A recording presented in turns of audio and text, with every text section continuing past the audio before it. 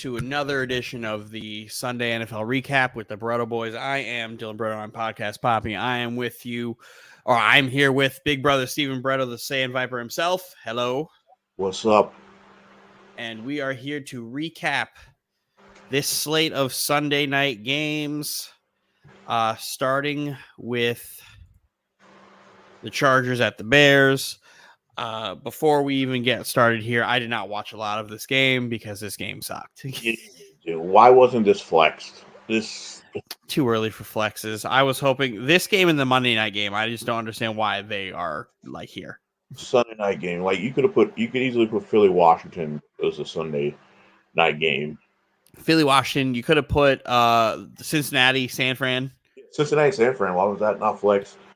There's nothing to bark about here. The Justin Herbert haters are gonna like he did it against a terrible team, so we're gonna just keep it moving. Like this Chargers team is so weird. I just don't understand this Chargers team sometimes because they don't play good football like a ton. So it's just like, I don't know. The Bears defense aren't that great to begin with. So it's like, yeah, Herbert got to pick on them a little bit. I hope the rumors I hear of the Bears trading for Chase Young is correct. Well, Justin Herbert's got to do this against good teams and in one-score games because although this is what he got to do. He's got to prove it. He's in a prove it mode. He's got to win. He's got a losing record as a starter. All the Justin Herbert haters are going to point to that. And us, or Justin Herbert supporters, we can't talk because he doesn't win. Regardless if his team they fired his offense coordinator last year and they brought in a more terrible one who's not good at situational football on offense. And their head coach is stupid. If he would have lost his game in the Bears, they're in their bye week, he would have got fired. Well, they're not on the bye week. They play us next week. Oh, they do? Yeah, they play us next week. So they don't have the bye week. I think they play us and then they have the bye week. They were rumored that they lost this game. There was going to be a new sheriff in town. I don't know who it would have been. Who on that staff would have took over? It would have been probably Kellen Moore. Kellen Moore's only. Staley is the defensive coordinator. He calls defensive plays. Yeah, so I don't. He's in the fourth quarter. I know with Saleh were to be gone, it wouldn't be any of our coordinators. It would be our tight end coach that took over as the head coach. If anything happened to Saleh, like when he had COVID 2 years ago, it was our tight end coach that took over. So hopefully they'd have a better plan than fucking Wonder Boy as their head coach. But the Chargers, there's not even much to talk about this game. Bajan is exactly what we thought he was. Like, he's just... No, Austin Eckler's got 7 catches. Yeah. Leading the team in receptions. That Mike Williams injury is going to start in the show. And it's going to really show next week. Yeah. Because then they can't run the ball. The Jets team would be the defense you try to run the football on, but we've been doing a really good job on the run recently. Like, yeah, Saquon, we'll get to that, but Saquon had 120 yards because he was forced to run the ball the whole game. But this Chargers team, we're going to see what Herbert and them are really made of when they go against a very aggressive defense. When they play the Jets next week, but the Jets offense against Chargers defense is a push. So unless you get a 25 second Zach Wilson out there, and then all of a sudden this game where Bajent threw the deep ball to Mooney, who wasn't touched, he got up when somebody blew the whistle. Why is there inadvertent whistles? We have replay. The refs all day today have been like dog shit. Don't blow the whistle. Let it keep going. If you score touchdowns, a reviewable play. If he scores a touchdown on that play, then you can review. You can't. This can't happen. And too many times. I get fined too.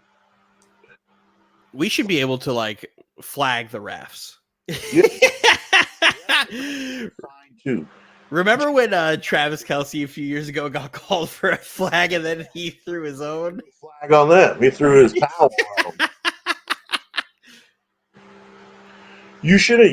You shouldn't have to use a timeout that could come that you probably gonna need at the end of the game to use for a fucking ref fuck up. Yes. Let's move on from that dog shit Sunday night game. Let's talk about Thursday night football. Buffalo Bills, Bucks, Bills 24, Bucks 18. I won money on this game. I bet I had $5 for Josh Allen to throw for over 225, for James Cook to have over 40, for Dalton Kincaid to have over 25, and for Diggs to get 70. And Diggs caught 70 on the last pass he caught. And I was like, I swear to God, if Diggs catches a ball behind the line of scrimmage and goes down, I'm going to throw a fit. I'm going to throw a fit. So cool 5 turned into 35, and that started my streak of being the hottest gambler alive for this weekend. Bills significant injuries on defense. It's showing as rearing his head. Plus, if Chris Godwin looks up, he has a Hail Mary right in his chest. Yep. I can't believe there was 3 different pass interferences called that just weren't called on that last play. Where what's it? Mike Evans got fucking sandwiched before the ball even got to the end zone. Chris Godwin got pulled, and I think the tight end got yanked as well. I'm like, they didn't call a foul on any of that. Like Chris Godwin is right there standing. If he just looks, too late to really see it. He doesn't see it. I can't believe it. It's any team that faces the Bills at this point is going to be in the game. Their defense is just so banged up. The Milano injury is the one that is the one that's the worst. Because they have guys. They have Elam, they have Johnson, they have Jackson. Like these are the guys that were stepping up when White went out. Was injured 2 years ago, and they had a number 1 pass defense. But the Milano injury is the one. He's like having a middle linebacker that can cover is really hard to find in the NFL. There's only a handful of really good ones. Only a handful of really good ones, and all the rest are like there's like 3 middle of the pack, and then the rest are just like decent. So no Milano sucks, and Baker took advantage of a lot of that during this game. And the thing I think the Bills receivers did a better job of doing this game, because it's really only Diggs who does this, is the second Josh Allen moves out of the pocket, Diggs abandons his route and tries to make the throw easier for Josh Allen. Gabe Davis did it a lot better this game, and Kincaid did it a few times as well. And I was to make this point with Anthony in our group chat, because he was like, he's focusing on Diggs too much. I was like, a lot of this Buffalo Bills offense is backyard football. Well, what's the problem with the Bills is they have no slot receiver. The slot receiver, it was either Beasley or Isaiah, whatever his name is. It was I know you're talking about. And they have no slot guy. And then Dalton Kincaid is supposed to be the slot guy, and then Knox is on injured reserve right now. So are they going to play? Because he's not a typical. He's basically a receiver. They don't use him to block.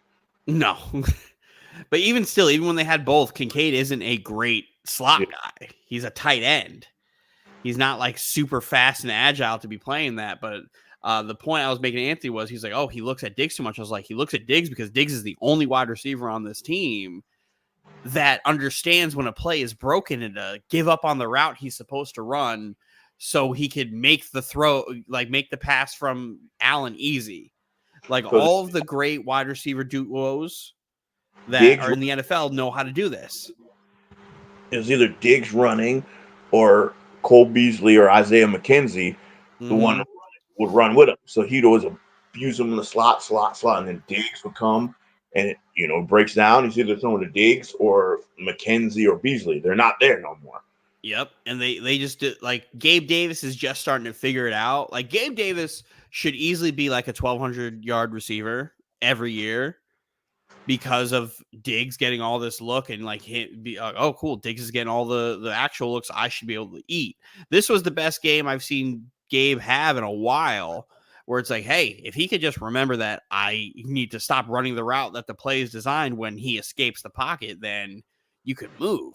Think Mahomes and Kelsey, Mahomes and Tyreek Hill, Burrow and Chase, Burrow and all his receivers, Justin Jefferson and Kirk Cousins, anybody who's ever played football with Aaron Rodgers just knows that like when he moves out of the pocket, move with him. Besides Devontae Adams, who's a good receiver before, the Jordy Nelsons, the Randall Cobb literally has a career because he would just follow Aaron Rodgers running out of the pocket. James Jones, all those guys just know what the fuck to do. All the really good receivers understand that, hey, the play's broken. We need to make this throw easy because the corners can't cover forever. If you're going to keep like committing to your route, the corner will stick with you, but you have to be like, oh, this is not it. So stop running your post dig and start running that crosser back to the fucking right side of the field where the quarterback's running. You're on the post dig and the quarterback flush out of the pocket. Like, oh, wait a minute. Goodbye. You should already be looking at the quarterback to begin with. You should hit that swim move and go to the other side where he's running. If a lot of those receive, like Garrett Wilson's actually very good at this. He's starting to figure it out. When, hey, abandon the route, let me move. If we can just figure that out a little more. Lazard gets it too, but Lazard, you really need fucking Rodgers because Lazard sucks. But like all the good receivers figure it out. And this is the game where it's like they started to figure it out. Because another example, Mike Evans and Godwin, they know to do that. Those are two guys that know to do it. And they made Baker looked good this game. Baker just could play football. He looks playable. Baker was Baker. Baker was really bad.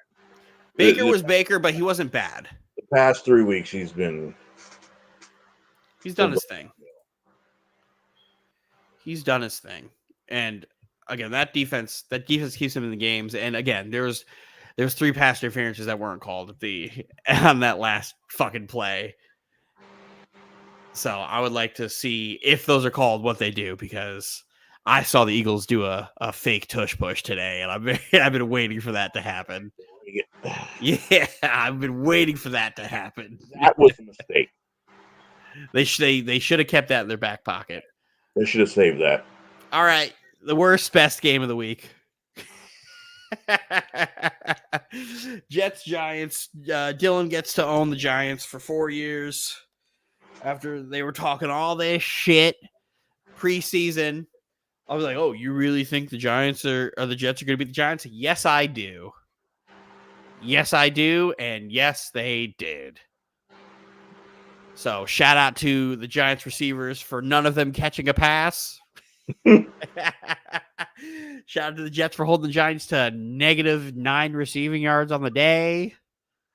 Shout out to Darren Waller. Shout out to Saquon Barkley's dad for showing up to Jet Life Stadium in his Jet gear because they are Jet fans in the Barkley household. Poor Tyrod Taylor. Tyrod Taylor just got the shit end of the stick. Probably, if he doesn't get hurt, probably is good. Probably is going to like, oh, Dayball's going to make some hard decision. But once again, something happens to Tyrod where when Daniel Jones is healthy, he's going to have to come back. Which is still going to be a while away. I'm hearing that he's going to be out for another few weeks. And if Tyrod's ribs are... He's not playing next week neither. No, he's not. But if Tyrod's ribs are as fucked up as they made it seem because they had to rush him to the hospital, then we're going to be seeing a lot of Tommy DeVito going forward. Because he was bad. Tommy DeVito was fucking horrible. Shout out to him getting that rushing touchdown. Only the second half touchdown the Jets have allowed all fucking year. But it was a nasty game. I know the Jets, they need to... Zach Wilson doesn't need to be throwing the ball this many times. Regardless of what happens. But 17 carries for Breece Hall. Need more than that. He needs to touch the ball more. Give him the ball. figure it out. The tough part was losing you the center and the right guard, and then the right guard was our back. So McGovern gets hurt. That moves Wyshevsky to the center. Wyshevsky is our third string center, right? Because our other right guard is our backup center, and he's hurt. And he is the backup for Elijah Vera Tucker, who tore his Achilles, who is our starting right tackle, because he was normally our right guard, but Dwayne Brown got hurt. So Mekhi Becton, who's our right tackle, had to become our left tackle. And then they had to bring on, like, long story short, we have a 5th string center playing, a 6th string guard, because they started playing whoever this practice squad kid at guard. He sucks. So they brought in 3rd string left tackle Billy Turner to play right guard. So it's like after they fucked up on the first snap exchange, they're like, yep, nope. Nope. We cannot run that. And the Giants did a really good job of stopping the run. The best part of that Giants defense is their front. And Dexter Lawrence and Leonard Williams were in there immediately. And Kayvon Thibodeau had himself a day. So for myself and all the other guys who shit on Kayvon Thibodeau, it was not a good game to be trying to shit on Kayvon Thibodeau. Because 3 sacks, I think 9 tackles total, 2 tackles for a loss, and a forced fumble. That's tough. And at the end of the day, it all came down to Gano missing the field goal. 2 field goals. Saved the game. Well, that one would have won the game. That one would have absolutely won the game. That one, instead of you kicking a field goal to tie, you have to go for a touchdown. Yep. 1 second left. And Zach was not good all game. Besides that shitty snap, he didn't turn over the ball throwing, right? He got sacked. Becton got fucking killed by Thibodeau on that rep. And then he had the bad sack exchange, or the snap exchange, and then fumbled it. But Zach did his thing just being a game manager. And then when needed him most, 25 seconds, you even texted, he's like, holy shit, he did it. Because I didn't think that was going to happen. They got the free play and got the ball to Garrett Wilson 25 yards down the field, which great catch by Garrett Wilson. Garrett Wilson had a catch the 4th quarter on the sidelines where he like toe tapped as he's like falling out. It was unbelievable. Garrett's awesome. When he went that play, I'm like, throw the ball downfield, Zach. It's a free play. He's offsides. And I'm like, oh, just throw it. It's a free play. Yeah, that's what I said. I literally saw it happen. I was like, oh, it's a free play. And he got rid of that shit immediately down the field, let Garrett do his thing. And then kudos to them because they fucking sucked at this in Denver. But he throws that ball down, the one catch that Alan Lazard had where he didn't drop the ball and got down to fucking spike it. I was so shocked they actually got that through. And fun fact, Mike and Roz were at this game. Mike, secondary Giant fan, jumped off the Titan fan when they were trying to trade everybody. Started repping the Giants. And Mike is notorious. They're even worse. Listen, Mike has notoriously been to 2 Jet games over the last couple years. One of them being the Jets Titans in Zach's rookie year, where Zach Wilson in overtime ended up winning the game. And now the Jets Giants, where the Giants lost in overtime in the same stadium. So Mike has been around 2 big fat L's in MetLife to teams he likes to root for. And I messaged him afterwards. I was like, hey, lucky for you, the Titans might have found their quarterback, so you can hop back over to Tennessee now. Because Zach looked the best he was going to look on that 30-second drive. Giants fans in the stadium just begging for Daboll to let this kid throw the football. Jets lose the toss. You know what? And I'm like, it doesn't even matter. If I was the Jets and I won a toss, I would have kicked it. I was thinking about that, but I was like, nah, you kind of gotta. No, but here's the thing though. If he's not going to throw the ball, make them go 85 yards, go 75 yards. And then get the ball back and win. Yeah, get the ball Yeah, back. no, that makes sense. But If you're on your third string quarterback, DeVito, who that guy's fucking Italian. nobody knows what he's gonna do. I'm like, he has no reps. He wasn't getting reps. None. He looked like he never has played football before. That would have been the only time if I would have wanted to toss it overtime and I was the coach. I'd be like, let's give it to him first. The Giant fans sitting there cheering, let him throw. Let him throw. And Dable going, all right. And then he just throws two like 4 straight passes at the line of scrimmage. And I'm like, oh, this is over. The first throw was to the freaking back in the flat, but they already called for a holding penalty. So he had to throw. And that was it. They started off with a fucking was it offsides or no, it was the holding. Yep, it was the holding. So they were 1st and 15 or whatever the fuck it was. He had to do something, and the Jets defense were like, all right, let's do it. And then again, Zach made a couple plays on this last 2 drives where it's like he did enough to fucking get us to win. And that's all you really ask for. Just don't do enough to fucking lose this game. Keep us in it. And he did enough. It wasn't pretty, but an ugly win is better than a pretty loss. I do think if Tyrod Taylor played this whole game, it might have been a different story. Maybe, but Tyrod, whenever we play against Tyrod, like even in the preseason when he's playing the starters, Tyrod gets killed. Like this is 2 straight years now where the Jets have really beat the shit out of Tyrod Taylor, because we beat the shit out of him preseason when we played, like that first game we played this year. Last year, he had a nasty hit that like knocked him out of the rest of that game. He was getting sacked all the time in the preseason, and then this game he gets injured. Like the only reason that ball was moving is because Tyrod had to like run himself, because he couldn't hit anybody. Like Waller had a catch, but it was like immediately he got hit the second he caught it. Nothing was moving. They couldn't involve the receivers. The receivers in the Giants are not good. So they literally could have just sat there and just be like, hey, we're just going to just play the game all day. And then the Waller injury it made it worse. Like, because Waller is the one that needed to have won. Your starting secondary.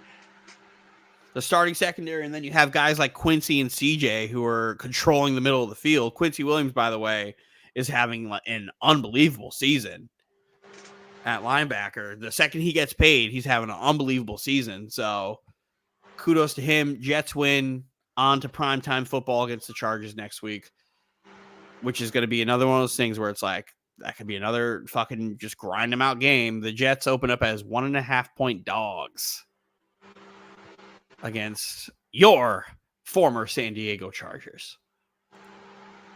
Jags Steelers. What the fuck happened to Kenny Pickett?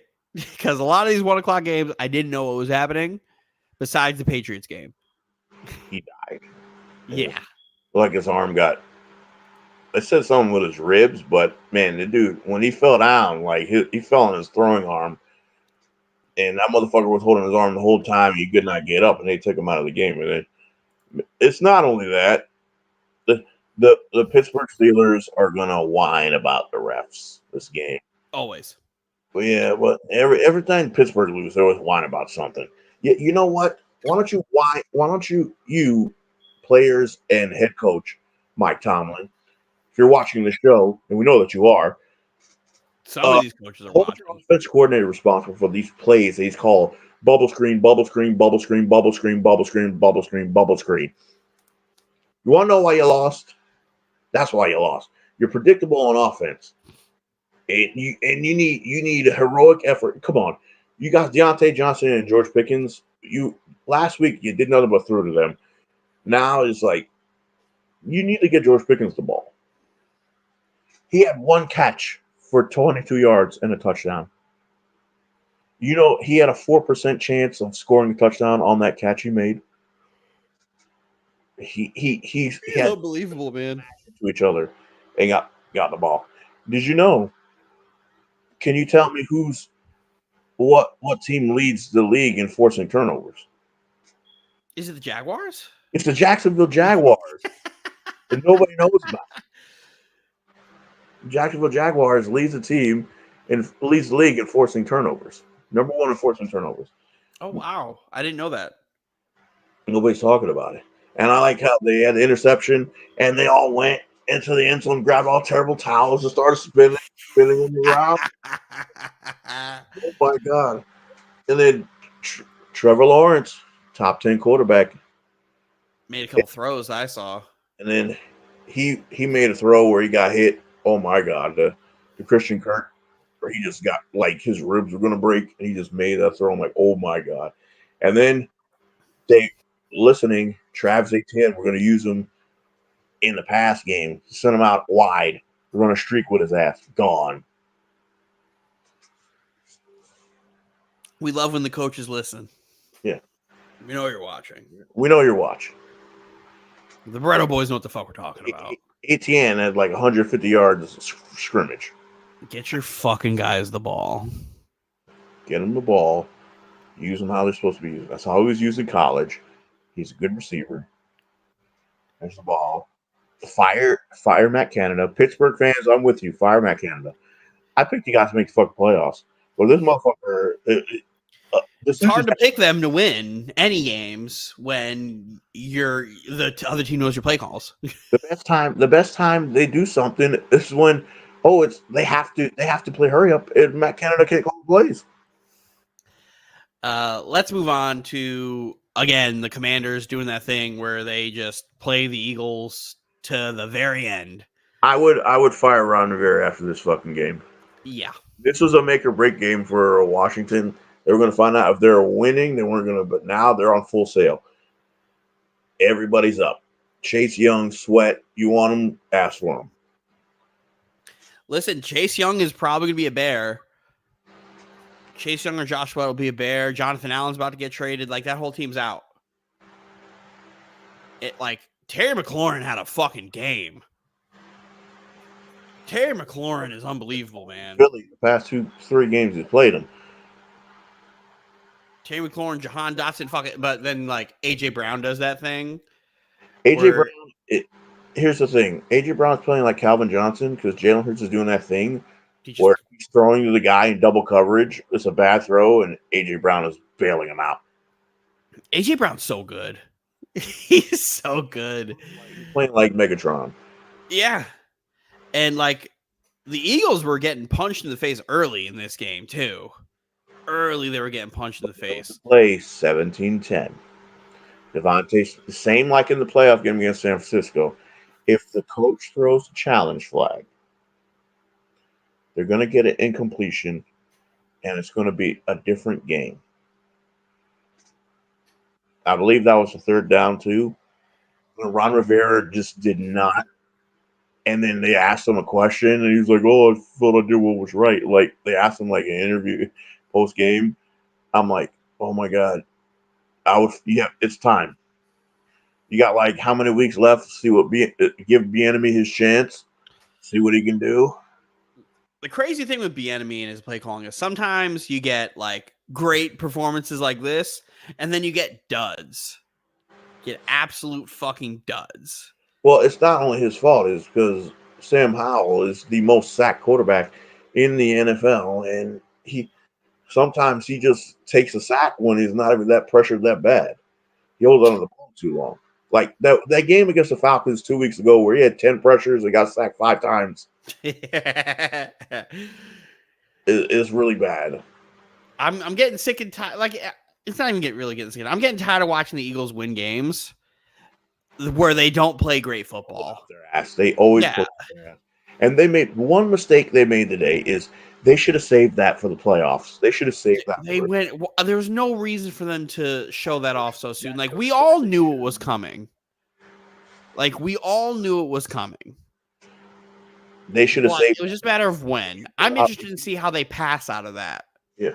If you make it to the Super Bowl, that's a play you call for the Super Bowl, or if it's real close in the NFC Championship game, and not in Week 8 against the Commies.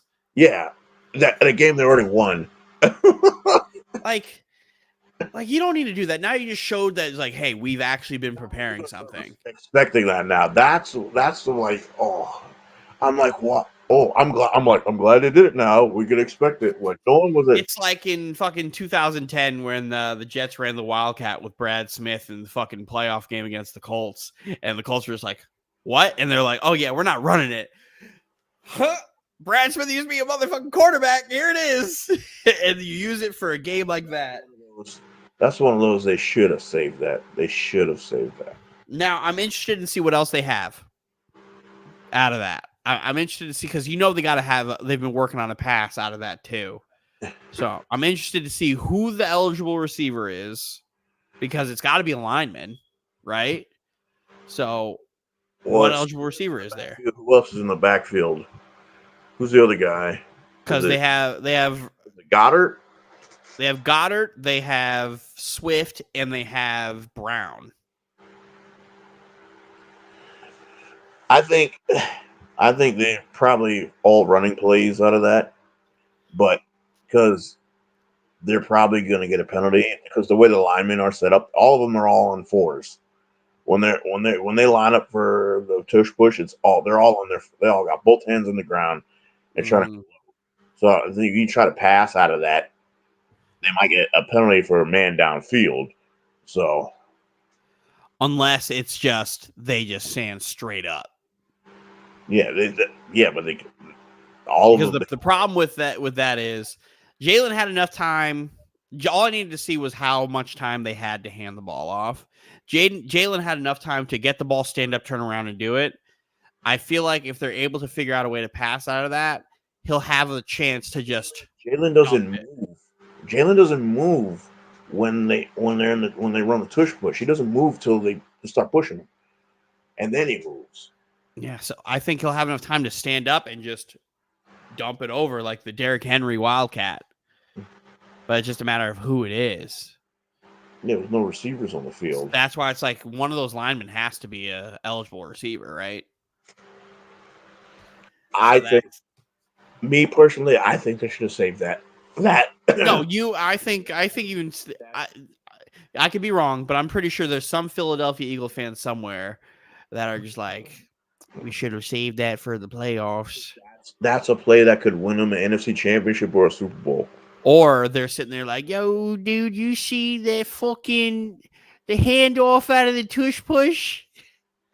That guy Sirianni's fucking crazy. That's just as big as a play as the fucking Philly special. Out of Philly special. If you would have did that at Super Bowl, there'd have been another fucking statue out there. Yeah, and it would just be if Jalen Hurts handed the ball off. I'm 100% with you. They should have absolutely have saved that. But hey, gotta unveil it somehow. Next time they do, it'll be Goddard to the right side. They'll never see it coming. Dallas Cowboys 43, Los Angeles Rams 20. I watched maybe 2 minutes of this game, and the only 2 minutes I saw were Aaron Donald suplexing Dak Prescott. And I was like, all right, I've had enough. It was a butt whooping on all three phases of the ball of epic proportions. The rumors were Aaron Donald ran to Mike McCarthy and I saw this. Come get him.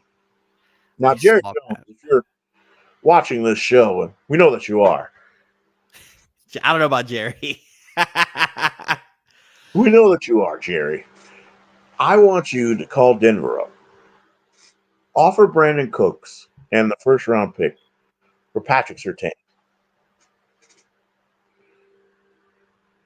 Brandon Cooks needs to get the fuck off this team. I mean, not Brandon Cooks. I mean, Michael Gallup and a first round pick for Patrick Surtain, not Brandon Cooks. Michael Gallup needs to get the fuck off this team. There should be no more play calls designed for Michael Gallup. This motherfucker can't catch. We traded for Brandon Cooks. You need to use Brandon Cooks more. Why are they not doing deep over routes with him? He's the deep guy. He's the deep threat. Post, skinny post, bang eights, all that shit should be for fucking Brandon Cooks. That's what he does best. And they're not, hey, everybody that was like, oh, Tony Pollard's the better back. I think I know what I'm talking about when about my team. They they got to get something going running the ball. They can't run the ball. Thought y'all should have been in the running to go get Derrick Henry, but apparently, I wouldn't want Derrick Henry. Derrick Henry will work good on your team. Not for his price. No, I think the price is too high. I think the asking price was too high for Tennessee, or Tennessee was trying to get a first round pick for Asking price and his price. Yeah, but it's only for a year. He's a free agent after this, so Yeah, still. You give up what you got to give up to make a run. Well, they need to be more committed to the run and call better run plays. Start running under center. Hey, we got a running back that wants to get traded. Yeah, I'll pass on Dalvin. More teams want Michael Carter than Dalvin. I would rather you trade Michael Gallup and the first round pick to Denver, Patrick Surtain, because Denver played a game where all their guys are showing, hey, come trade for us. If you trade for Surtain, that gives now we got somebody offside Gilmore. You can get rid of Gilmore next year, and then you have Surtain and Diggs. Diggs already got paid, so yeah, but Surtain gets paid next year. You get a 5th-year option. I'm just waiting to see because now that the Jets just all their linemen just die. Like unless Jerry pulls it out his ass, what is the asking price for Aaron Donald? I think I said this before the season started. If the Rams allegedly that happened, yeah, I remember seeing this. Like if the Rams started off slow and losing games, that Aaron Donald would be attainable. And here we are, where it's the 3-5. The trade deadline's Tuesday. I think it's a possibility. You're probably gonna have to give up a couple firsts to get him because I think he still has a couple years on his contract. But it doesn't hurt. And not to mention that this game, Dak was on dime watch today. He was circumcisioning this freaking ring. I don't think giving a circumcision has anything to do with accuracy, but you need to be accurate. if the Jets offensive line defensive lineman tipped the ball. Whenever the Jets win football games, we have to sacrifice a player to the football gods, right? So we had our third Achilles tear of the year happen to us today, and on top of all the offensive linemen that fucking died. Had his thumb amputated.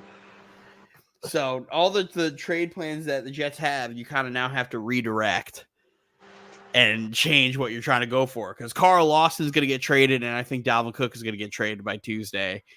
And I was assuming that Carl Lawson would be getting shipped out to Denver with like a 2nd-round pick for Judy. But now I think that has to change. And you're like, hey, Denver, Garrett Bowles or something. Now where it's like you have to shift and try to get linemen, just bring in bodies because you can't just keep having 4th-string guys. And then you have Lael Collins still not on the team. He should have been a Jet 2 days ago. Like we're having too many issues. You got to bring Lael in. Just one problem is he's not been able to stay in the field the past 2 seasons. Still bring him in, even if you play him until he's not healthy. You bring in Collins and then you bring in other guys, and then if you got to sacrifice Collins to the football gods to win another football game, then you do it. Interested to see what Jerry would do at the trade deadline. Honestly, if Aaron Donald is attainable, which he might be, I think a lot of guys are actually like available. That's the only guy worth a damn that the Rams are going to trade. Yeah, they're not going to trade nobody else. They're not going to trade anybody on the offense. They're not going to trade anybody on offense. They're not trading Cup or Puka. Defense, they already have. Their defense is already have nobody. They're terrible, so you might as well. I know Jerry doesn't want to. He likes to keep his picks, but if you're drafting late in the 1st round, get rid of the pick. You're trying to win Super Bowl, right? You got to do what you got to do. Vikings, Packers, Vikings 24, Packers 10. Vikings win, but at what cost? This game's not gonna. If you look at the stats, it's not gonna do what Jordan Love any favors because you can't watch what he had to deal with today. He had to deal with Jordan Love was making plays this game, but they were always either called back by a penalty or the receivers were dropping the ball. My problem with this Packers team is this Packers team has zero identity. Zero identity. The strength of this Packers team is supposed to be their defense, and they're letting Minnesota without Justin Jefferson carve them up. Right? Offensively, you'd think they'd just be like, hey, we're going to involve Aaron Jones and A.J. Dillon, and we're going to try to take some deep shots. Pretty much play how Philly plays, right? Well, we're going to get our guys the ball in space, take a couple shots down the field, and just run the fucking football. Like, they don't. They just don't. It's like, what are they doing? Why are they not running the ball more? A lot of the things that happened, like Jordan Love was struggling because any quarterback that played for the Packers today would struggle. Because every time that you had something positive going, penalty, bring it back, and then the wide receivers drop the ball. Plain and simple. And then it's unfortunate that Kirk Cousins tore his Achilles because this was a stretch where the Vikings could have made a little run. So all their opponents they have to play, their next like 4 opponents, they could be favored. They would have been favored in. Now it's just doom and gloom. Now does Justin Jefferson come back? Probably not. Kirk's not there. So any thought of the Vikings bringing back Kirk Cousins now? Out the window. He won't come back to the Vikings because he's not going to be ready to play until, I don't know, week 8 of next year. This is the first time he's going to miss a game due to injury. He missed one game recently because of COVID, but that was it. He's never missed a game for injury. So now the Vikings organization, Justin Jefferson's probably not going to come back because he's going to get tagged. Pull up their schedule. You look who they had next. Look at all the. They were probably going to go on a run. They played Falcons, Saints, Broncos, Bears, Raiders. Yeah. They could go 5-0 or 4-1. If they would have went 4-1, you're 8-5. And then you're 2 games away from just securing a playoff berth in the NFC. And I don't know who their backup is. It is. I just had it up. He was playing. I was watching, but I really don't remember. Yeah. Once he went out, I was like, oh, I kind of don't want to watch this anymore. Jaron Hall. He's a rookie. So their season's over. The Vikings franchise might as well just dissolve for a little bit because once this season's over, Jefferson's out. And they don't really got a lot. So I could see them selling because I know they already want to sell Danielle Hunter and a couple of those other guys on defense. But the only good thing they had going, they had a big enough lead that the Cousins injury didn't affect the rest of the game. Let's go with the surprise game of the week. Titans 28, Falcons 23. I'm very much so on the Will Levis was ass coming out. I still think Will Levis is ass.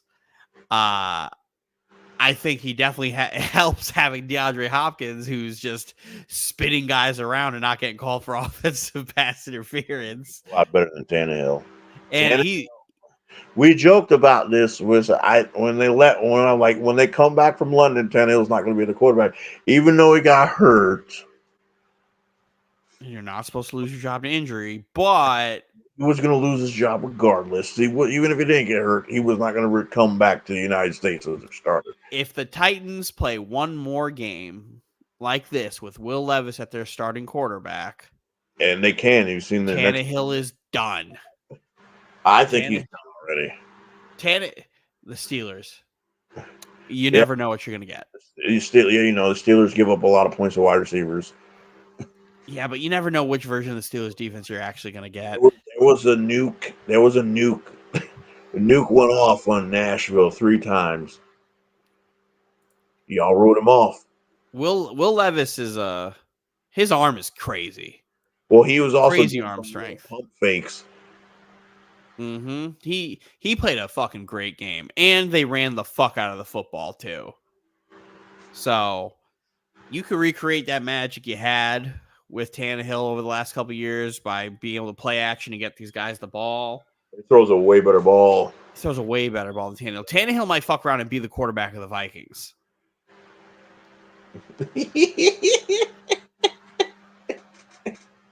Listen, right? Like I said that. I said that. Tannehill might fuck around and be the quarterback of the Vikings here. To you. Yeah. They have no. Well, they if Who the says no? Who says no? unless the Tennessee asks for a ridiculous price. The GM in Tennessee is trying to start a youth movement anyway. So like, If he does some dumb shit, was like I want a first round for Taylor. That's not happening. not happening, and he's only really got till tomorrow to negotiate that. So like, you don't really get the little like waiting around period to see if Will Levis is actually legit or not. You have to sit there and be like, hey, we're going off one game. He's our guy. The Viking. Well, this was the one game. It was like Atlanta's defense was the best part about their fucking team, and they got shredded.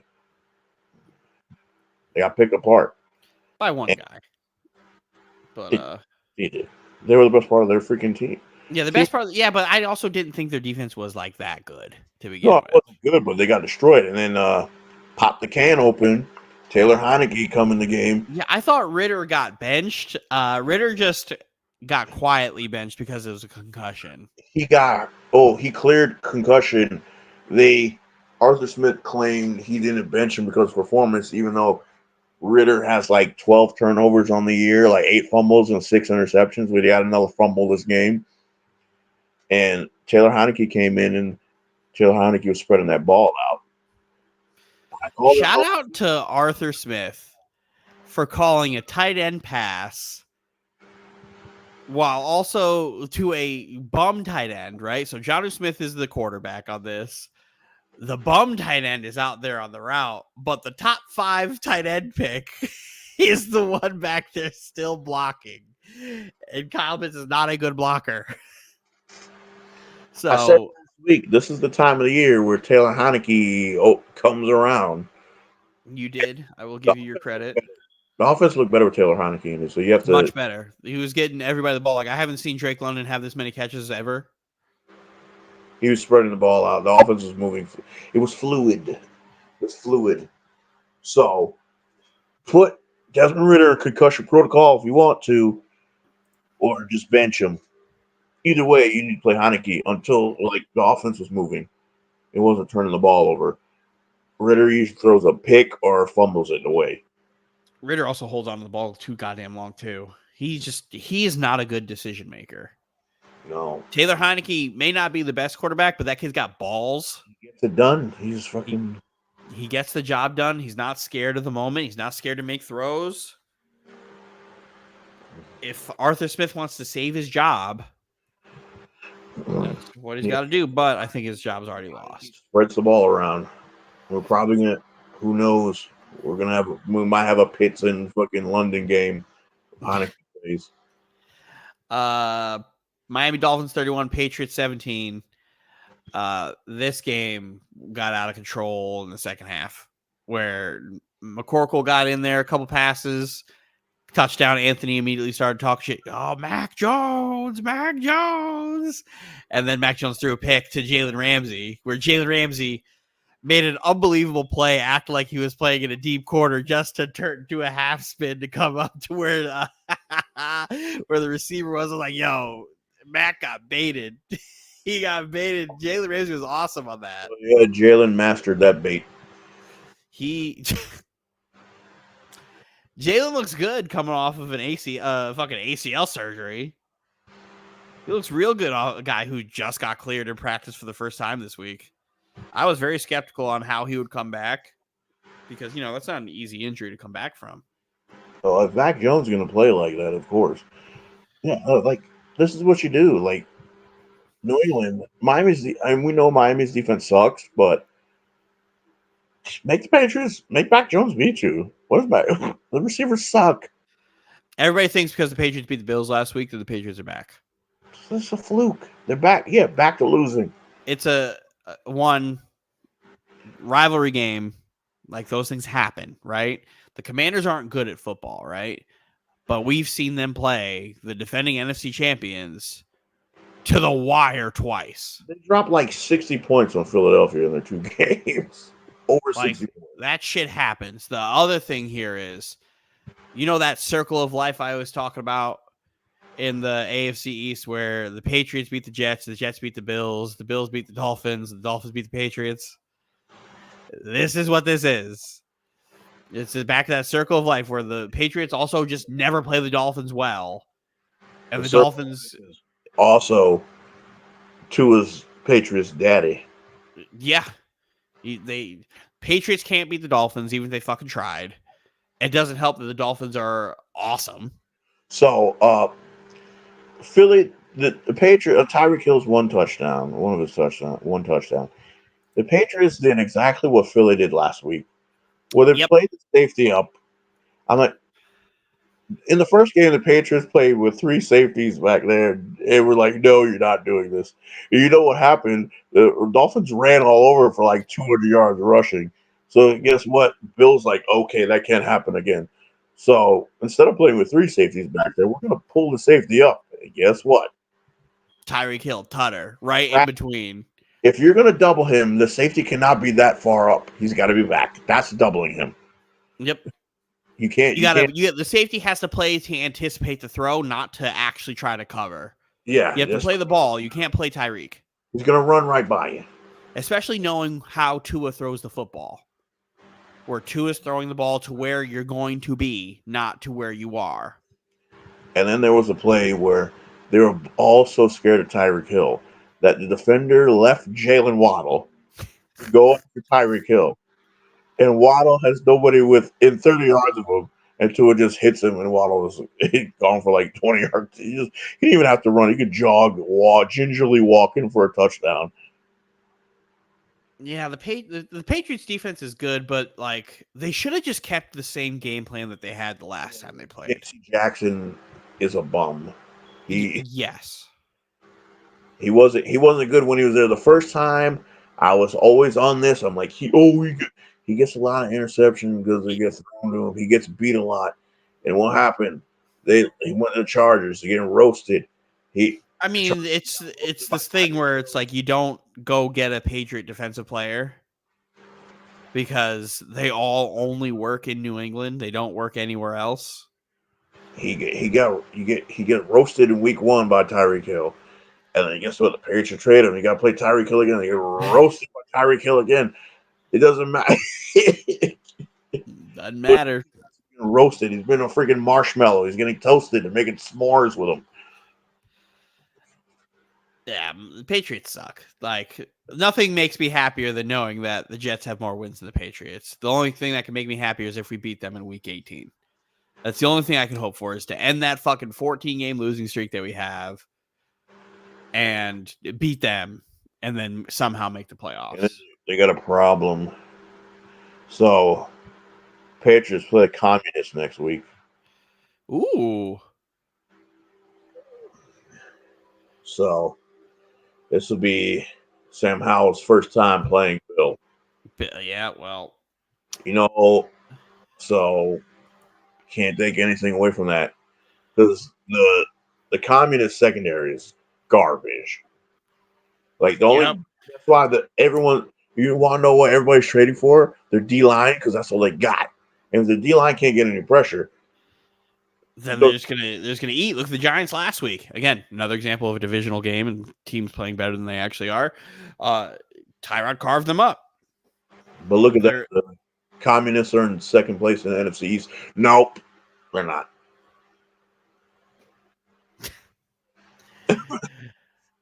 Saints Colts. I didn't watch any of this game, so I know nothing of what happened besides Rashid Shaheed had like a bunch of catches, a couple catches that were just massive.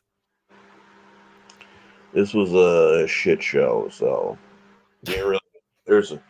There'd be a car accident. There'd be like a car accident. Then it gets called away. Then it's not a car accident, and it's like the Colts. They need another wide receiver.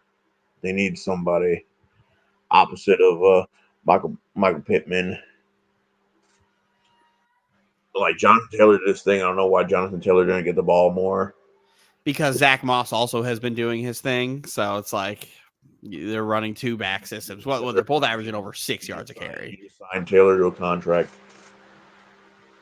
Hey, you sign a guy to a contract, but then you have another guy who was playing well. So it's like you get them both to play well, then you think they both play well, which they did. The problem is they couldn't really get the pass game going the way they wanted to.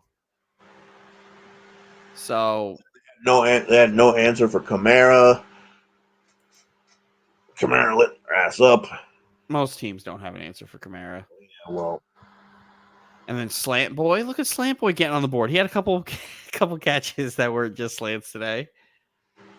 Michael Thomas, it's crazy to see Michael Thomas is like actually playing football and isn't on that elite level like everybody thought he was. When I was sitting there, like, no, Hopkins is the better receiver. He hasn't played football in 2 years. He's gotta earn that right again.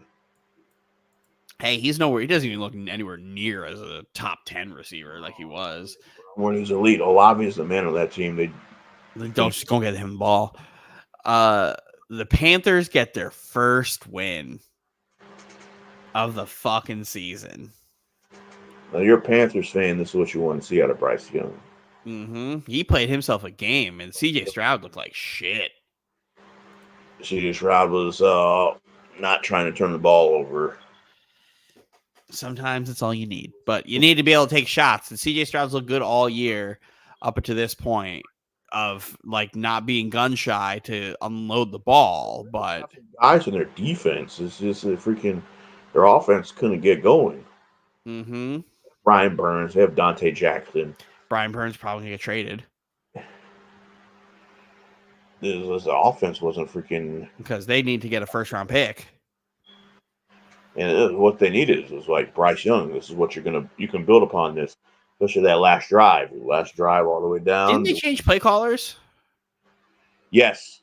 What's his name? Stop calling plays. Yep. They were on the good because he couldn't figure out how to get Bryce some good looks. Yeah, Frank Reich abandoned play calling, and they did it. At least they did it while they were on the bye, and they do some good play calls. And they're going to do that. And then Houston was trying to get kicked out of the game for excessive grieving. On the field goal to win the game. They went offside like 3 times in a row. Yeah, in Madden, that's a kick. That is a kick. So shout out to Bryce Young and his first win of maybe many more in his career. If they could figure it out, if the Panthers trade Brian Burns and try to abandon that defense, that's going to be very upsetting. They got to get a first pick back. They can't build through the draft, so they got to build through free agency. So unless they trade Brian Burns, get a pick for him. I don't know who. They're not going to get a good pick because the teams are going to trade for Brian Burns. Is going to be a team that feels like they need additional pass rush. Yeah, you got to get a first round pick for Brian Burns. Yeah, but it's not going to be a good one. So it's like, well, maybe you trade him back to Chicago and get your pick back. One pick is better than a pick is better than none. Trade him to Chicago. You're gonna have to spend money because you don't have that pick. Imagine if they did that. Like, hey, we'll give you Brian Burns. Give us our first round pick back. There's a movie. It's called Draft Day. I don't know if you saw it with like Kevin Costner or whatever. Mm-hmm. Yes. I would love for something stupid like that to happen. It's just never gonna happen. Putney. Seattle Seahawks 24, Cleveland Browns 20.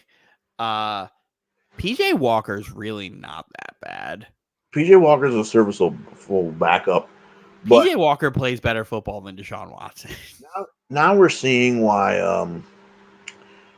when what's his name? The old Minnesota coach. Mike. Oh, what the fuck's his name? Oh, now we know why Mike Zimmerman used to fucking like when he get angry at Stefanski and cuss his ass out. Because Cleveland had the game won if they just run the clock out. Yep. But they wanted to pass. If you just make Seattle use their timeouts, this is what cost them the game. That's poor fucking situational football. Don't matter what you cannot follow analytics. You got to know about the situation. As Colin Cowherd says, I don't care about analytics. I care about manalytics. Because if Mike Zimmerman was, if Stefanski was Zimmerman's fucking offensive coordinator, You're fighting. and he would have tried to call that play, Mike Zimmerman would have freaking stabbed a stuffed animal. And then punched Stefanski in the face. Yeah, before Zimmer got fired out of Minnesota, I remember him and Stefanski just fighting all the time because Zimmer wanted to run the fucking football. Oh yeah, because when the defense made a play, and Zimmerman wants to run the clock, he wants to get a clock going, and then Stefanski was called pass play, incomplete pass. You can't get the clock going. That's why freaking Zimmerman hated. I think Zimmerman wanted to kill Stefanski. And Seattle, like Geno Smith playing the ball is like he had a few miscommunications with his rookie receivers, and JSN had redemption. Like JSN ran the wrong route, and Geno got picked off. Like the Seattle team's coming, and they're first place in their division. The defense is crazy. The defense is sneaky quiet. Sneaky good. Boye Mafe gets like a sack every game now. They just lost Nwosu's what? They're making plays on their defense. Tariq Woolen had a good interception today. And he dropped one. He dropped that one at the end. Oh, that was so easy. Again, Zimmerman would have punched fucking Stefanski in the face. If they run the clock out and then DK Metcalf impact the block he sprung for the touchdown and he let go so they wouldn't get a holding penalty, and JSN just walks it in the end zone. This was my gambling pick of the week. I picked Bengals plus 4.5, and I was telling everybody to hammer Bengals plus 4.5 because I was like, one, Brock Purdy, if he does play, you got it early, plus 4.5, that's fine. If Brock Purdy does play and is not in concussion protocol, he hasn't played good. Without Debo, without Trent, and like trying to make it work with Ayuk and Kittle, he can't figure it out. So do you know that Kyle Shanahan, as a head coach, is 0-37 when his team is trailing by 8 points, entering 8 points or more entering the fourth quarter? Yes. What does that tell you? That if he can't play within his system, his team is going to lose. Yep. No matter what quarterback he has. Me and you think Brock Purdy is ass. Yes. He's also had Jimmy Garoppolo, all these guys, blah, blah, blah. They when they play in the system, they win. But once they get behind 2 scores, they can't play in that system. I don't want to hear, they're missing Trent Williams and Debo. You know what? Guess what? He still got all-pro George Kittle. You still got George Kittle. You still got Ayuk. You still got McCaffrey. It's not, hey, tell Brock Purdy not to throw that horrible pass for this. This is what normal quarterbacks deal with. Like, this San Francisco Niners offense is a luxury, right? Everything about this is a luxury. Normal teams don't have this. Just like Philly. Philly is also a luxury where you have 2 Bugattis on the outside, a great offensive line, a good defense, and you can run, right? Luxuries. When you take those luxuries away and you even the playing field, and it's like, hey, I need you to do some more than just like advance to that first read, or I need you to do some more than just throw that first read. I would need you to like move through a little bit because you're not going to get that same protection you've been getting now that you're like all-time like Hall of Fame left tackle is now not playing. Because Brock Purdy, it don't matter if he's missing Trent Williams or freaking Debo Samuel. Those passes were terrible. They were very bad. It should have not been thrown. Like Or Brock Purdy having 365 does not indicate how bad he played today. Brock Purdy has 365 yards. The Niners lose every time. Like that was just bad. I made a joke today when Zach threw that touchdown to Brees Hall. I was like, that was very Brock Purdy of him. Because he took a 2-yard pass, 50 yards. I was like, that's a very Brock Purdy play. Zach Wilson's going to get credit for a 50-something yard pass that he did nothing on. Because if Zach Wilson is going to get shit on for not having guys, like if you put Zach Wilson in this offense, It's going to be the same thing. he's going to do the same thing. If you put Brock Purdy in the Jets offense, he's going to be terrible. I'll even go one further. Mac Jones. If you put Mac Jones in the San Francisco offense, he's going to look good. If you put Brock Purdy in New England's offense, he's going to be bad. He's going to be playing in Canada. Yeah, he's going to be bad. Like Brock Purdy at Iowa was not good. Like he was very bad. And he got lucky because, hey, third string quarterback in San Fran, teams don't really know. They don't have the tape. And he just listened. He listened to everything. And again, everything with San Fran is a luxury. You are lucky to have what you have. You have a great play caller. You have all this stuff. He never was put in a situation where he was asked to do too much or to play from behind because they would just blow teams out and they didn't play that many good teams. They're not asking Brock Purdy to win the game. And he's been solid, right? That the best he's been. Like he's had some really good games. Like I apologize to Brock Purdy. I was like, okay, you're much better than I thought you were, but it doesn't mean you're great, right? And it's crazy that after I start to acknowledge him as a playable quarterback, that he starts to play the worst games. This is why you can't associate wins with quarterback. They're winning because of his team. His team. Oh, what happens when you stop his team? And another thing with San Francisco, all their guys always get hurt. So guess what? You're going to get Deebo Samuel back. George Kittle's going to get hurt. It's a flowing thing. It always happens. George Kittle is a all-purpose tight end. He blocks. He freaking all those tight ends. You saw it with Gronk. When Gronk wants a lot, he got hurt a lot. Mm-hmm. Tight ends that don't get hurt. Travis Kelce, he don't get hurt that much. He doesn't block. I just want to point out to Anthony where he told me today, he was like, you might be onto something with Brock Purdy. I'm like, no shit. No, we've been on this. We've been on this. Like, we don't overreact to the flavor of the week, right? Where if you're looking at it through the lens of somebody who really likes football or enjoys football, again, bad quarterback connoisseur. I've been saying that for years. I know bad quarterback when I see bad quarterback. He oozes bad quarterback. He just has like all these shiny tools. The thing about it is they were winning. They were winning. And we always ask, who were they beating? If you go back to all the teams he beat, well, the team beat. You can't associate wins with quarterbacks. Yeah. The best team he played well against was you guys. The Cowboys. They punched you guys in the mouth. But now it's like, okay. The playoff game against the Cowboys, he didn't really play good. No. But this is hey, they're starting to lose a little bit. They won that playoff game. It was Brock Purdy. Brock Purdy didn't do shit that game. Starting to lose a little bit. They're finally hitting adversity. Let's see, because, again, this is a system. Guess what? They play Jacksonville next. Jacksonville will try to punch you in the mouth. Jacksonville, who sneakily leads the league in turnovers. Joe Burrow's back. Oh, Joe Burrow's all the way back. It's like those games from preseason. He missed out preseason. That bye week helped. That the calf is okay. That calf is fine. Joe Burrow, he all the way back. 5% of his passes.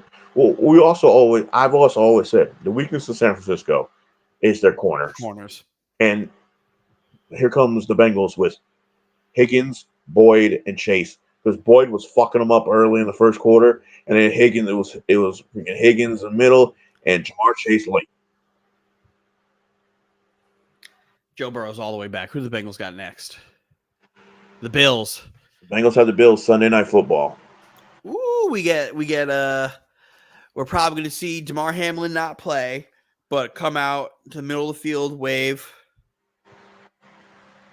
do his thing, and they already showed the video package on today for next week. yeah, I saw that, so I was like, okay. And again, the Bengals can have this. The Bengals can have this. Also, what the Bengals did today is Joe Mixon ran the ball a lot, ran the ball well. They did their thing, and I hope for my sake that All the the Bills lose. And Joe Mixon was balling too. Joe Mixon, I think, had like 100 yards, a couple touchdowns. So what do we got next? The big upset of the week: Chiefs Broncos. This looked like the Chiefs' offense was already on the plane to Germany next week. Everybody on the Chiefs' offense shit the bed. Mahomes played like shit. The Broncos won the game. They freaking played Taylor Swift. And again, this is a game where it's like Russell Wilson threw 19 passes. It's the first time Denver has beaten Mahomes. Isn't this like the first road division loss Mahomes has had in his career? No, I think he's lost to the Chargers. I think I heard something along those lines. It's the first time he's ever lost to the Broncos. He's 16. He was 16-0 against the Broncos. That's crazy. The Chiefs defense played fine today. It's just the turnovers were putting them in bad turnovers. Yeah, Russell threw the ball 19 times, but all those points they only had like 10, 20 yards to go when they got those turnovers. Mecole Hardman fumbles muffs a punt. Jets got rid of him for a reason. He lost his job to an undrafted rookie. And this is also how I always tell you, this is how you stop the Chiefs offense. You take Kelsey out the game and make their receivers beat you one-on-one. Mm-hmm. Which they can't. They suck. Like Sky Moore dropped a touchdown. Mahomes. Oh, that was brutal. Brutal. This is how you beat the Chiefs. Put everything on Kelsey. Make the receivers win. The receivers can't win one-on-one. They don't have Tyreek Hill. You have to make the receivers beat you. Rashee Rice, he was like the only one comparable. He really didn't do anything neither. No, he did not. And plus the Chiefs didn't run the ball. You got to run the ball. Like, that was a game. Like, I usually expect that from Dallas. Dallas usually freaking has a game like that where they just do not show up. But the Chiefs defense showed up. The offense didn't. It's just they had to be on the field the whole damn time because they kept giving the ball away. Yeah, they gave 5 turnovers. Plus, every time they turn the ball over, it's like literally, and they're already in the red zone. All right, we got last game on here before we get back to Sunday Night Football. Cardinals 24, Baltimore 31. This game was not as close as the final score lets it see. No. The head coach of the Cardinals already said that Dobbs is going to start next week. So I'm like when Dobbs threw some terrible interceptions. I'm like, Dobbs threw a nasty pick where I was like, "What are you doing?" Threw 2 interceptions. I'm like, oh yeah, this is probably the last game he's going to play. And then I'm like, oh, so if Kyler Murray's ready to play, I'm like, okay, and NFL going to investigate the Cardinals for tanking. Yeah. Said Dobbs is starting next week. I'm like, well, next week will probably be the week they stop. This game was not as close as the score looked. Lamar Jackson is 17-1 against the NFC. You really have to look at Lamar as a MVP right now. Like, granted, didn't have a wonderful passing game today. Odell had no catches. He was shut down. Not only they're taking a knee. Odell's on the sideline throwing a fit. They won the game. Odell's on the sideline having a fit because he didn't catch the ball. Imagine if the Jets went through and signed Odell with everything that's happening with them. He'd be fucking brutal. They're taking knees. And here's the thing.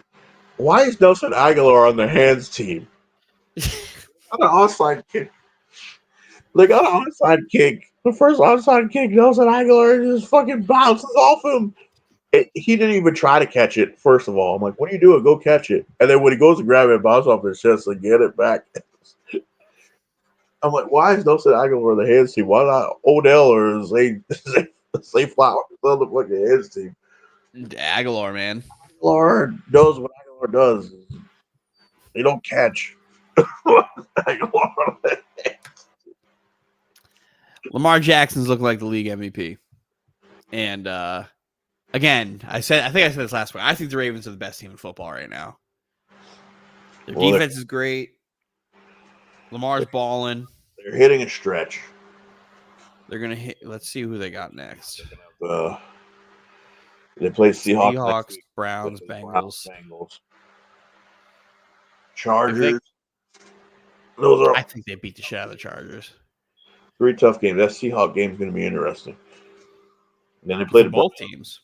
Yeah, they play the Browns. The Birds. That's a tough stretch. They play even the Chargers because their offense. They beat the Bengals already, right? Yeah. So and that was week 2. Bengals are going to want their lick back. They play the Rams, but they play the Jags right after. And 49. They got a tough stretch. Oh, they have a really tough stretch here. 1, 2, 3, 4, 5, 6, 7, 8. Now, yeah, out of their 9, like 5 out of their 9 are tough. Find out. He comes out unscathed there, you're going to really have to put him as MVP. Because they're balling. They're balling, man. And he's really grown as a passer. And a lot of people, I've been saying this for the last couple of years, I think Lamar's willingness to sit in the pocket and throw is something that's very underappreciated when it comes to Lamar getting covered by the media. And then you see with a new offensive coordinator and actual receiving threat weapons that the guy can play quarterback. What I've always said, I'm like, this is probably, it's not saying much, but this is probably the best set of receivers he's had his whole career, college and NFL. And it's old Odell, rookie Zay Flowers, and Aguilar. Aguilar, and they got tight end Andrews. Mark Andrews, yep. But he's had Andrews, and him and Andrews have a great connection. It's just the receivers have always been fucking bad, and now we get a chance to see him with a smart offensive coordinator based on running. Todd Monken from Georgia, like Greg Roman. We saw the same thing happen with Lamar that we saw with Colin Kaepernick, where it's like he just refused to change his system. It's not about changing the system; it's advancing it, keeping some of the key things, and expanding it. So your receivers aren't gonna get the ball if all you do is send them on crossers. They're not gonna want the ball, and they're not gonna stay on the team because they're not gonna come to the team to block. All the Ravens did for like 5 years was just, hey, Mark Andrews, you run a quick stick route, hide in between zones, and these receivers are just gonna run fucking deep drags. One tight end, one wide receiver, and like 3 people in the backfield with Lamar. And deep crossers, all of it. It's just pistol, Mark Andrews sitting a hitch, and then we're gonna throw deep to guys who aren't getting open. Like Pat, 2 years ago, is like they don't have a route tree for their wide receivers. It's like just run deep. Yeah, their route tree is limited. Like there's no actual routes run in that Greg Roman offense. They got a point. Guess what happened? You don't have no receivers, and it's hard to win games when you need your quarterback to make a throw and there's nobody to catch it. Because all they're what they're gonna do is okay, we'll take away Mark Andrews. Go ahead and beat us with your bum wide receivers. Hey, that's why the Titans beat the shit out of them in the playoffs. Which one? The second one? The second one. I'm talking about the first one, where Derrick Henry threw that touchdown pass, where Derrick Henry fucking put Earl Thomas into the earth. Oh, wow. Where it was, all right, Lamar, beat us. And he was like, I'm trying. He's like, I can't. Nobody's getting opium. I can't throw motherfuckers and making me look inaccurate because they suck. All right. Lions Raiders tomorrow, Monday night. I have Lions by 1 billion. This is going to be a mauling. If you thought how the Bears ate up on a human was bad, wait till you see a lion do it. Anthony said the Raiders are going to win. Obviously, he's a Raider fan. And he said all week he's been, the Giants going to win. I'm like, why are the Giants going to win? He never gave me an answer as to why the Giants are going to win. I said the Lions are going to win. He goes, at least I gave you an answer as why the Giants are going to win. I'm like, you never did. But the answer you're looking for is the reason I picked Detroit by 1 billion is because they're going to score 1 billion points. I can guarantee somebody's going to get the Raiders are going to throw a hospital ball. I was about to say, what's the over-under on hospital balls? He's going to throw a pick to take back his league while missing a couple games. Yeah, still 5 games played, still tied for first in the NFL in interceptions. Take it back. He'll get it back. Anthony predicted a Jimmy Garoppolo breakout game. You're Jimmy. Yeah, he's going to get put on the bench. I don't know if he'll get benched, but he's like, those lines, the line secondary doesn't scare me. I'm like, yeah, but your defense stinks. Yeah, your secondary doesn't scare nobody. The line, Jared Goff might be it might be a game Jared Goff needs to get off the some pressure off of it. From last week, he was like, the same. I was like, they're gonna score a lot of points. He goes, the same team that scored against Baltimore. I'm like, you guys are not Baltimore. Here's what the Bears said. You guys let a backup quarterback score 30 on you. Do you know what the Bears said last week? That their offensive play calls were predictable. That's why they whooped them by freaking whatever the score was. It said the Bears said they already knew the plays. They didn't need signals. They run a couple halfback dives. They try to get Devontae Adams open on a streak or on deep ins, and then they don't use their tight end. So you don't really have to worry about the tight end. Slot wide receiver. They don't use their tight ends. They don't use Hunter Renfrow. It's Josh Reynolds and Devontae Adams, right? Not Josh Reynolds. Is it Josh Reynolds? No. Josh Reynolds on the Lions. Jacoby Myers. Jacoby Myers and Devontae Adams. They're going to try to go towards the middle, or they're going to try to go deep. They're not going to run any screens or anything like that. They're going to try to use Jacoby Myers' speed, and then they're not going to be able to get the running game going. Yeah, Jameson Williams going to come get a touchdown this game. Amon-Ra St. Brown's probably, who knows, he got late added to the injury report. Montgomery's out, so it's a Jahmyr Gibbs game. Let's see how they use him, because MCDC doesn't know how to use Jahmyr Gibbs. The Raiders only have Max Crosby and then a bag of freaking loaf of bread.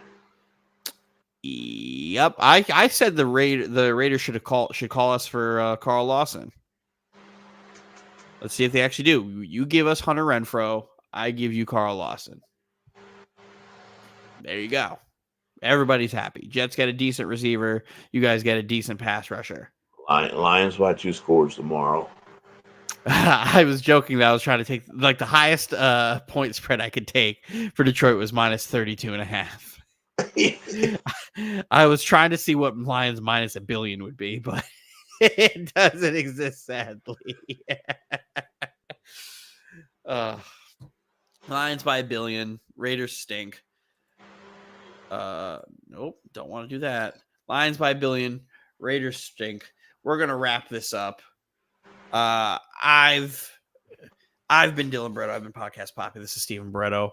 We're the Barreto Boys. We're here with you every Sunday to recap the Sunday slate of NFL games. We will see you back next week. Hopefully all of our teams win all over again and we could enjoy this together. Actually, no, I won't. The Jets won't have played next week, so we're on Monday Night Football. So are we Monday? No, yeah, we're Monday because the Bills are Sunday. So let's see what next week brings. See you next week.